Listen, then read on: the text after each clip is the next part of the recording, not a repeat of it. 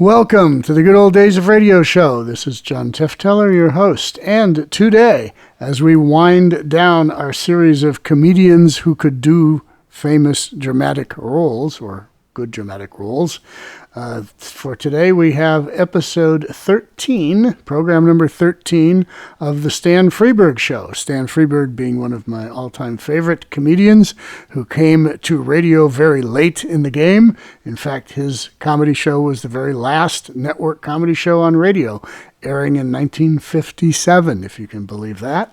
Way long after radio had died and been surpassed by the boob tube.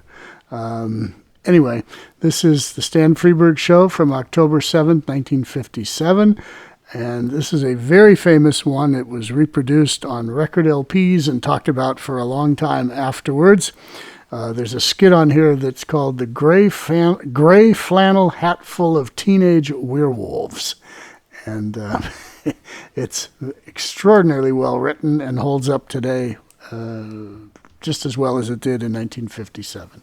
So, Stan Freberg, October 6th, 1957. This is the 13th show of a series of a brand new radio series. From Hollywood, we present the Stan Freberg Show. With the music of Billy May. Plus the songs of Peggy Taylor with Doris Butler, June Parade, Peter Leach, and the Judd Conlon Rhythmaires.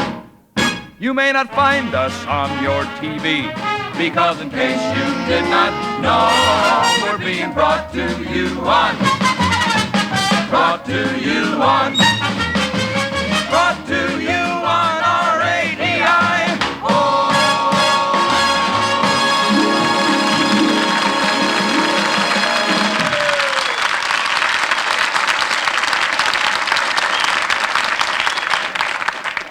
Good evening. Good evening. Well, tonight we are featuring someone for everyone, you might say. For the kiddies, we have a special horror movie. Plus a panel of experts discussing where is the circus going. Before we meet our circus panel, however, your friend and mine, Billy May, will get us off to a flying start with an unusual rendition of Cocktails for Two. Take it, Billy.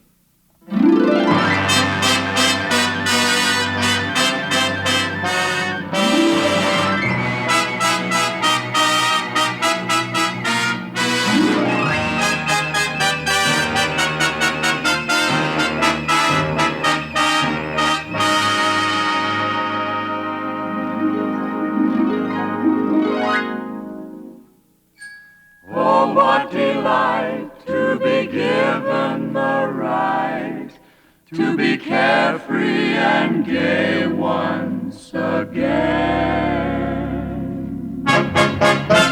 No longer slinking, respectively drinking, like civilized ladies and men.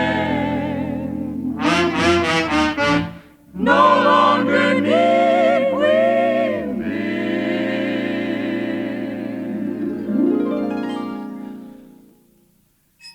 a charming scene like this.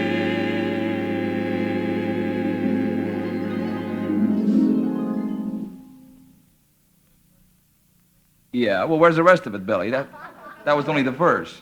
That was only the verse of the song. Well, everybody knows the chorus of this turkey.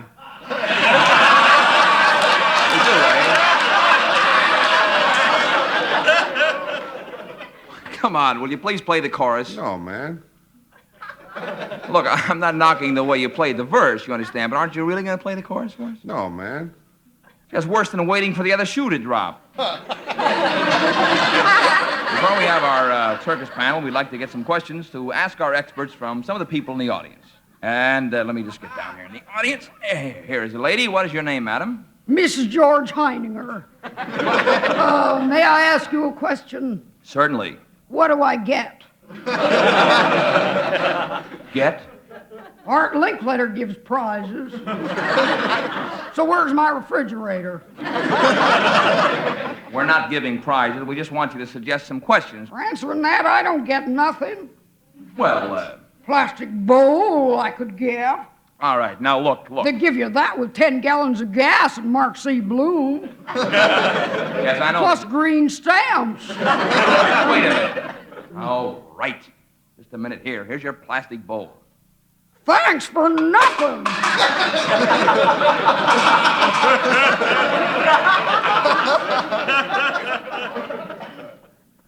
Yes. Now, what do you think can improve the circus? Well, I like the circus just the way it is.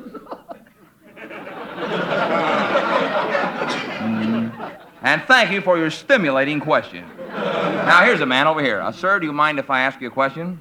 No, I guess that'd be all right. You're Steve Allen, aren't you?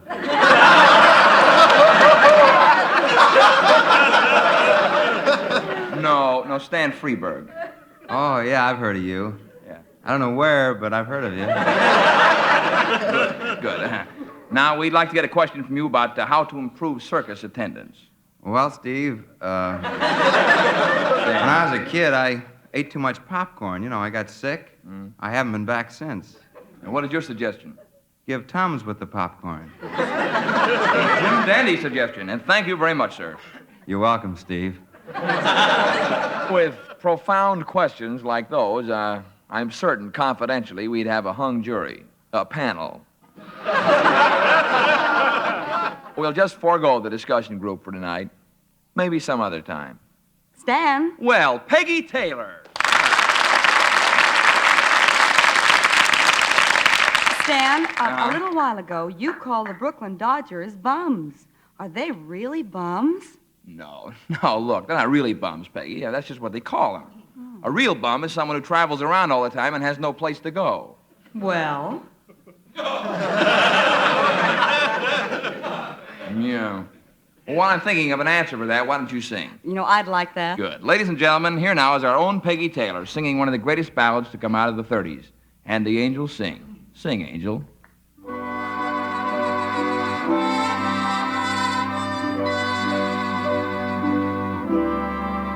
We meet and the angels sing. The angels sing the sweetest song I ever heard. You speak and the angels sing. Am I breathing music into every word? Suddenly the setting is strange. I can see water and moonlight beaming, silver waves that break on some undiscovered shore. Then suddenly I see it all change. Long winter nights with the candles gleaming. Through it all your face that I adore. You smile and the angels sing. And though it's just a gentle murmur at the start, we kiss and the angels sing and leave their music ringing in my heart.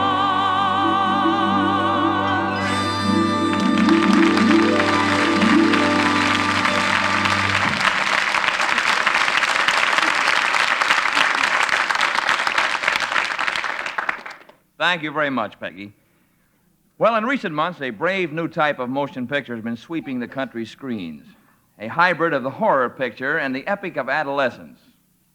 Such memorable titles as I Was a Teenage Werewolf have proved a real shot in the exhibitor's arm. However, just as Newsweek announced that Shock Around the Clock was catching on, Daily Variety reports the movie theaters again have a pain in the box office. may we suggest as a remedy a new kind of story, a sort of cinema composite.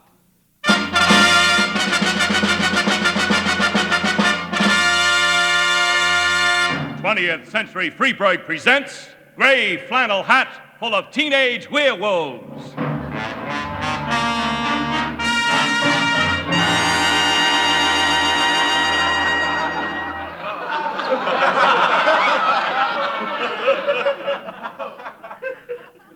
Yes, I look like a normal werewolf. Happy, respectable, pointy-toothed, accepted by the werewolf community. But little do they know of that nameless terror with which I live. That unspeakable thing that turns me, when the sun is full, into an advertising man!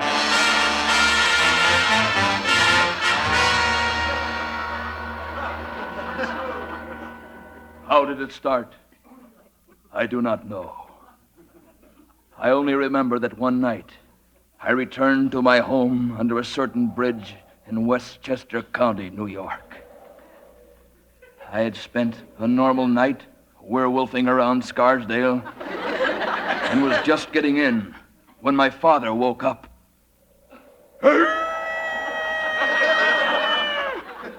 Hey, is that you, Lobo?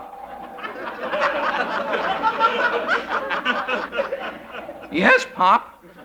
What do you mean, getting in at this hour? It's only 4:30 a.m. A good, decent werewolf is supposed to be out till at least 5:30. Oh, Pop. When I was at your age, I was out till sunup every morning. Well, no matter. Did you do some good werewolfing tonight? Yeah, but I get tired of running around showing my fangs and biting people. Oh, give me a curfew, Pop. Make me get in by 4:30. Listen, don't you never want to amount to nothing? This is America, where any kid can grow up to be Dracula. Yeah, but I don't want to be a werewolf for a living. Son, bite your tongue. I don't want to be a werewolf. I don't... You've broken the werewolf oath. It's lucky your mother ain't awake to hear you say that. Break her heart. Now go to sleep before I give you the back of my claw again. Karloff knows what'll happen to you now.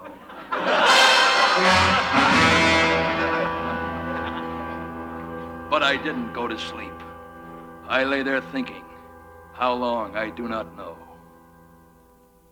Suddenly, as the sun began to come up, I felt as though a strange transfiguration were taking place. My fangs became short and blunt. My head became crew-cut. The hair on my body slowly turned into gray flannel. My head filled with senseless metaphor. And suddenly I knew that I was turning into an advertising man!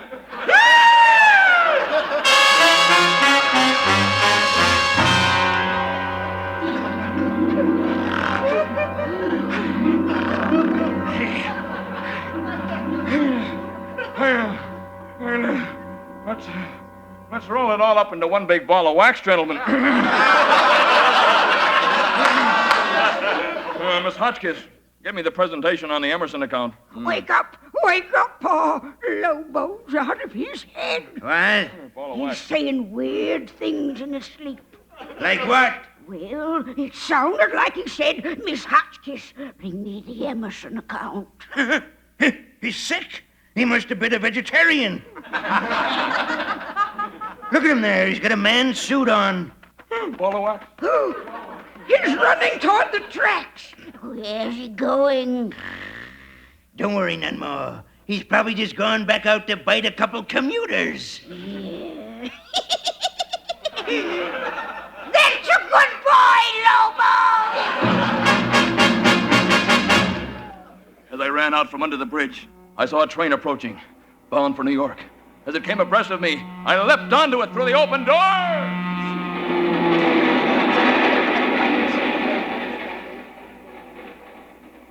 Come on, Johnson. Let's walk on back to the club car and get some coffee. Oh, check. What? Oh, look, there's a guy sort of crouching in the vestibule. Yeah. What are you doing down on all fours, old man? Why, well, let's roll it all up into one big ball of wax, gentlemen. Oh, how's that? Look here, Johnson's my name. Are you from Scarsdale? I don't believe I saw you at the station. Why, Fogarty's my name. You mind if I ask what business you're in? Miss Hotchkiss, bring me the Emerson account. Ah, work for an advertising agency, huh? It's a small world, so do we. Here, now let's send up the flag and see if anybody salutes. Hey, he must work for our agency. Funny, though. Never seen him around the office. Yeah. Hey, fellas, are we going to stand in this vestibule all day? Let's get some coffee, gentlemen.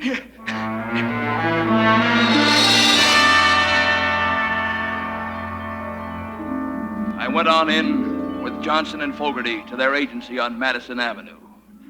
A place called Batten, Barton, Rubicam, and Thompson.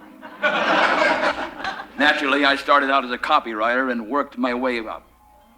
I learned new things to say, like, I'm just thinking off the top of my head, boys. Let's mother hen the idea. And I like it, but with my gray flannel suit, I worked my way up the ladder until I was vice president. I had taken the name of Brysacker, and no one suspected me. I continued being werewolf by night, ad man by day, because when the sun came up, I could not control this gray flannel thing that came over me. And then, of course, there was the business of Miss Wilway. Would you come in a moment, Miss Wilway, and bring me the food folder?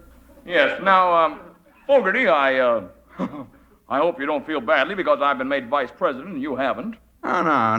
That's the way the cookie crumbles, Brysack. My day is coming. What do you mean by that, Fogarty? Nothing. Here's the presentation on the food account, Mr. Brysacker. The food account, yeah. Yes, thank you, Miss Wilway. By the by, Miss Wilway, how's about lunch with me today? Gee, Mr. Brysacker, I'd love it. But wouldn't you rather make it for dinner? Why, no, that is... Yeah, why not for dinner? Where do you go at night, anyhow? None of us ever see you after you get off at the bridge outside Scarsdale. What's wrong with that? What are you implying? You think it's unusual that I got off at the bridge? No, I think it's unusual only because the train doesn't even slow down at the bridge. Yes, well, shall we say lunch then, Miss Wilway? I'd love it. Now, you watch out for him, Lucretia. I hear he's a regular wolf. What do you mean by that? Well, look, there's no need to snap at me, Brysacker. Gee, look at his eyes blaze. Oh, Mr. Brysacker, you're so cute when you're mad. Yeah, well, don't just stand there. Wipe off his chin. All right, come on, Fogarty. They're waiting for us in there in a meeting.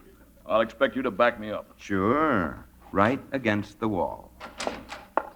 Gentlemen. Good morning, J.B. Morning, GG, HL, PQ, BB, DO. Well, now, let's hear your suggestions on the food account, Brysacker. Yes. Well, I mother-henned this idea for some time, and I think it's about ready to hatch. Well, let's run up the flag and see if anybody salutes, huh? You'll give me a chance, Fogarty. I'll get on with my presentation. Yes. Here are the new food radio commercials, gentlemen, hot off the press. Put it on the machine there, Fogarty. Mm-hmm. Yeah, you scratched my commercial! Now, easy there, Brysacker. There's no need to bite Fogarty's head off. I'd like that. Yes, but we're all playing on the same side of the net. If we just rally together, perhaps we can ace one over. Brysacker's just a little distraught, G.H. I happen to know that he's been working nights on this. Nights? Well, now, come on now. Play the record, Fogarty, and we'll see how the ball bounces. Anytime is the time for food. Food, food, food, food, food, food. Just put it in your mouth, chew it up with your teeth, and swallow it. You can bet your bottom dollar you'll say, food is good. Here's a man right here. Pardon me, sir. I understand you've eaten food. Yeah, I had. Would you describe the sensation for us? Yeah, well, before I ate it, my stomach was growling something fierce. And I had a kind of pain in it. And, what would you call the pain? Well, sort of, hunger. Yes, hunger. A copyrighted name for Food Incorporated. And what happened to the pain after you ate some food? It went away. Yes, leading specialists agree that food is the #1 cure for hunger. Put food in your tummy, tum, tum, tum, tummy, tum, tum, tum, tummy, tum, tum. If you're having any teeth up above or beneath, you can gum it with your gummy gum gum. You can gum it with your gummy gum gum. Eat food.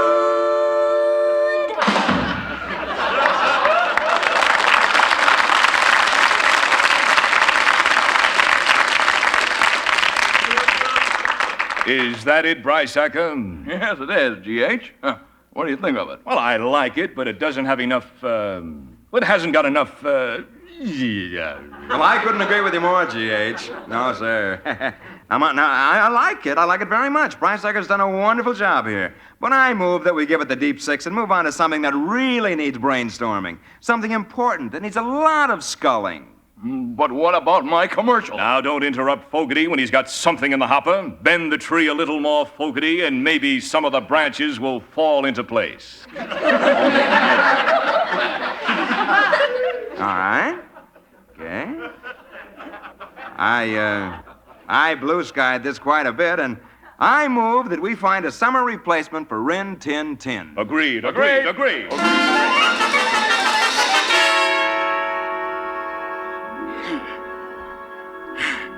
After Fogarty pulled that one, I could scarcely control myself. I could see them all staring at the white froth about my mouth. To ward off any suspicion, I whipped out a razor and shaved.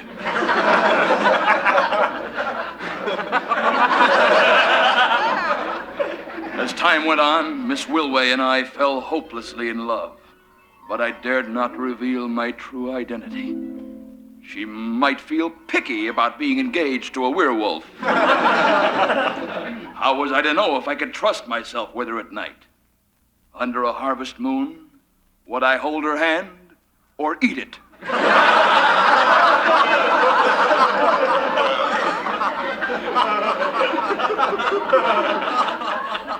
Then again, how could I take her home to Father? I knew she was safe with Mother, whose bite hasn't been too effective ever since that night in the fog at Chappaqua when she mistakenly bit a bronze statue of Horace Greeley and lost all her teeth. But fate had a trick up her sleeve. One day at the office. You rang for me, Mr. Brysacker. Lucretia, my darling. We're alone at last. Oh, Lucretia. How long must we go on like this? I could go on loving you forever, Ralph. But when am I going to meet your parents? I wish they'd have me for dinner sometime.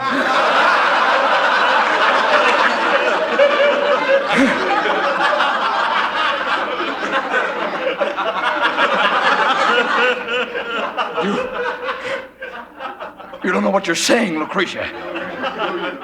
Hello? What's that? It's getting dark. The sun is going down. Well, quickly, what time is it? It's high noon. High noon, great Scott. It must be an eclipse. I've got to get out of here. Oh, stick around, Ralph. It's so dark, Lucretia, now the truth is out. You see me as I really am. A werewolf. Ralph, what a pleasant surprise.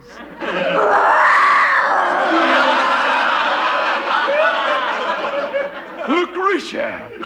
You mean? Yes, Ralph. When the sun goes down, I too am a werewolf. I noticed your nylons were getting a little furry there.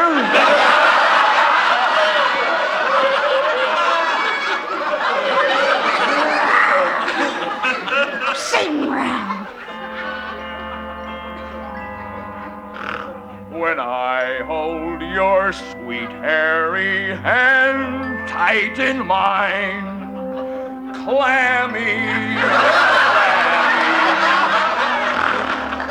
but it's fine.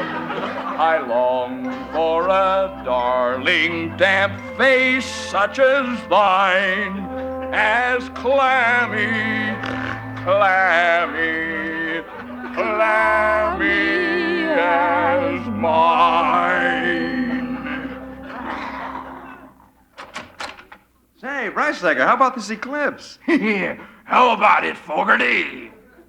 Hey, that's the kind of animal we need to replace Rin Tin Tin. Just like those, wolf suits you guys got on. Not guys, Fogarty. Lucretia. Yeah, what a riot you guys are in those costumes. Ha ha ha.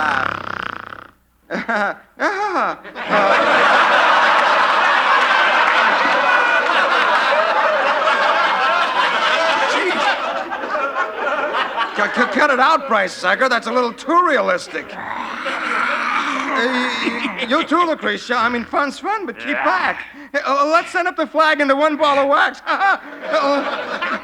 Let's mother hand the blue sky off the top of my head. The top of your head is right, Fogarty!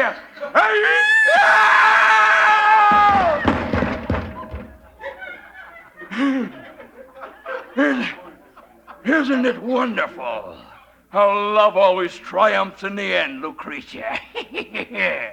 I've got you. And I've got you. And we've both got Fogarty!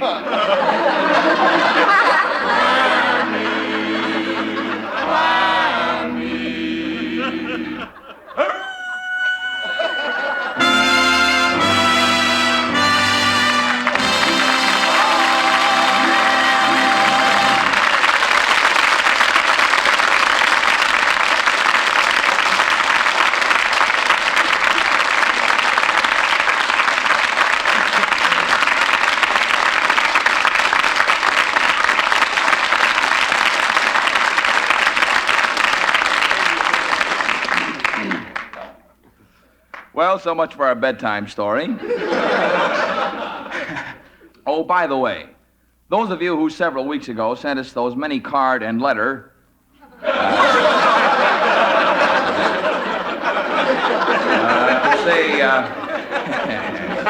to say nothing of countless phone call congratulating us on our takeoff on a certain well-known accordion-playing band leader, may be interested to know that it is now a Capitol record which came out this week under the title Wanna Fall, I Wanna Fall.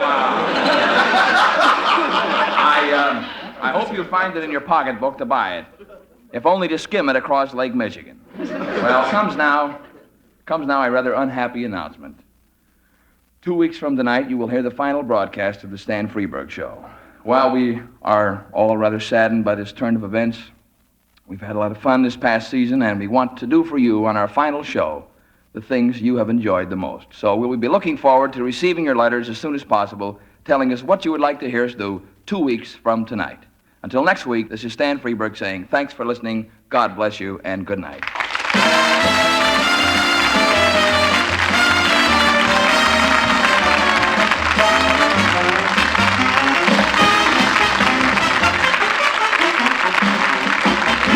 The Stan Freberg Show is produced in Hollywood by Pete Barnum and is written by Stan Freberg and Pete Barnum. Featuring the music of Billy May, Judd Conlon's were the mayors, and the songs of Becky Taylor. With Dawes Butler, Peter Leeds, and June Beret. Bud Sewell speaking.